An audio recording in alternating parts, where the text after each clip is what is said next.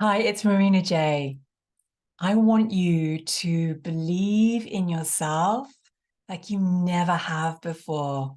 It's time to step it up. If you've had narcissistic abuse, toxic relationships, all of those things, your self-belief is the difference between you expanding into your dreams and you staying stuck where you are. So before I go into that, I want to invite you to some free masterclasses, 3 free masterclasses. I can never say it. It's a little bit of a tongue twister that I'm running in November, 7th, 8th, 9th, for you to really truly heal after narcissistic abuse and toxic relationships. We're going to be using shadow work. We're going to be doing activations for you to really heal and expand into your light. You are very invited. The link is below to join. And there are replays if you can't make them live. When somebody like you really takes their power back from what happened, what they did to you, and you take that energy back into you, and you really start to believe in your soul, believe in your dreams, believe in your vision, you will start to create that life that you know is waiting for you. When we're with a narcissist, a huge portion of our energy is spent on that narcissist, making sure they're not going to get angry with us, making sure that we help them, making sure that they don't fall into the hole that they've just dug for themselves again. We feel the narcissist more than ourselves, and the narcissist becomes really fucking loud in our lives. So much so that even when we're not with them, they're here. And things like self-belief, things like you backing yourself in your dreams, things like you pouring your energy into you, just go by the wayside, just bye. There's no time or space for that.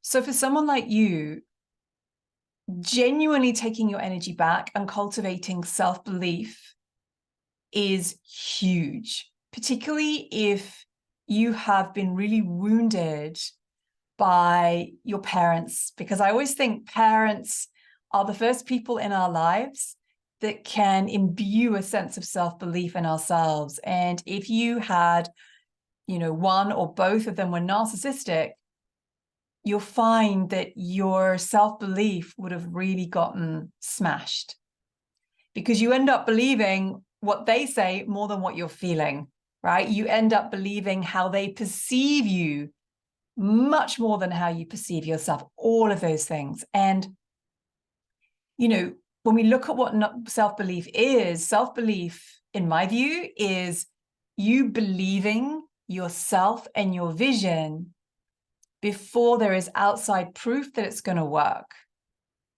right? Before there's outside proof that it's going to be successful. And so that self-belief needs to be cultivated within. But when we've spent a large portion of our life actually living in defense to protect ourselves, there's not as much energy left, is there, for believing in ourselves and actually pouring that into our dreams. So if you are somebody that has had the mother wound is where your mother would have been either narcissistic or toxic, or just not being able to give you what you needed, right? It doesn't necessarily come from being toxic. It is literally that she herself didn't know how to be a mother to you, because she either wasn't taught it or she didn't have the emotional capacity to do it. So again, I'm not in the blame game. We're not into blaming anything, but we are really looking at it. When we've had the mother wound in particular, it can be the father wound too, by the way. But when we've had the mother wound in particular, there can be a deep sense of, I can't do it, which is the exact opposite of self-belief. I can't do it.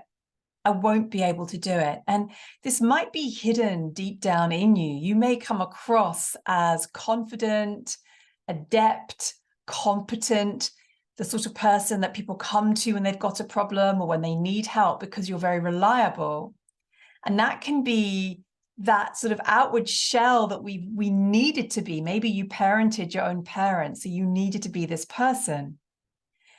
But if you haven't fully followed your dream yet, I'm going to put it to you that deep down in you, there is a belief running, which is, I can't do it.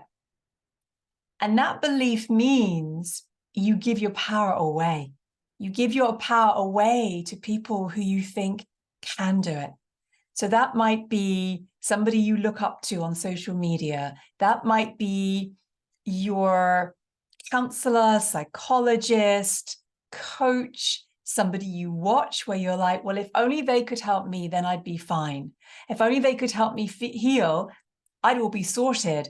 And we completely negate that power that we have in us to heal ourselves and to really live out our dreams, because we can do it. And if you're watching this, you can do it.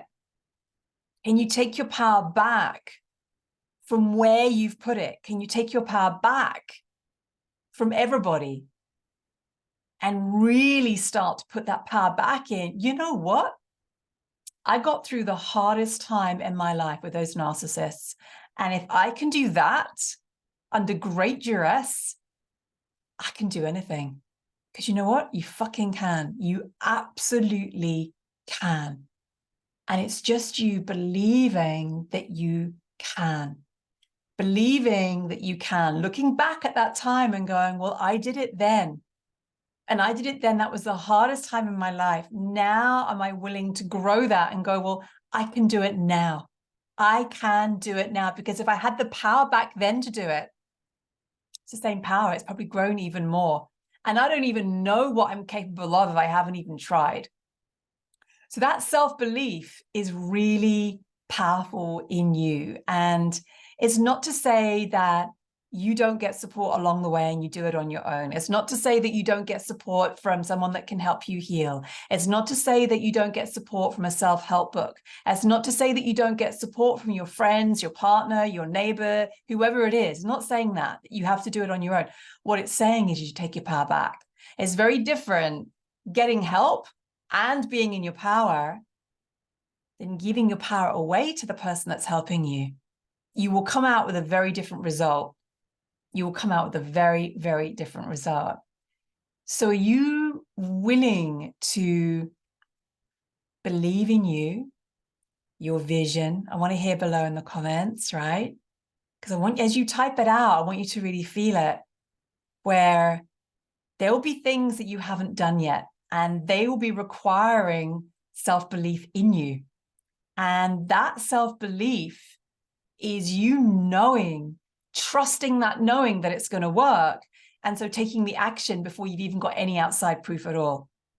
And it's you continuing to take the action. And eventually, the more and more and more and more you take, the more it comes back from the outside world. But you've got to start that ball rolling and keep going, right? Keep going, keep going, keep going, because it can take a while. Often we kind of feel like it should all happen really quickly. And so often it doesn't. I look at some of my biggest successes and they took years of me plowing away, doing it before there was any success there at all. But I just knew that belief was in me so strongly.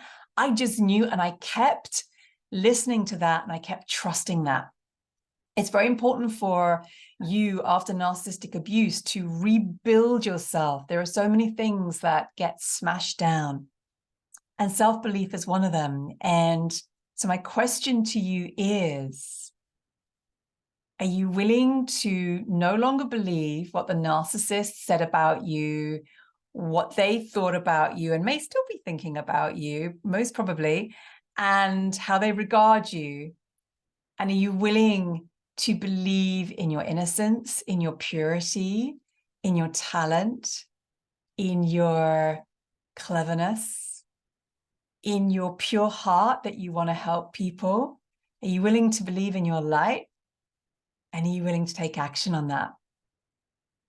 I hope that that's a big, fat yes. So much love for you.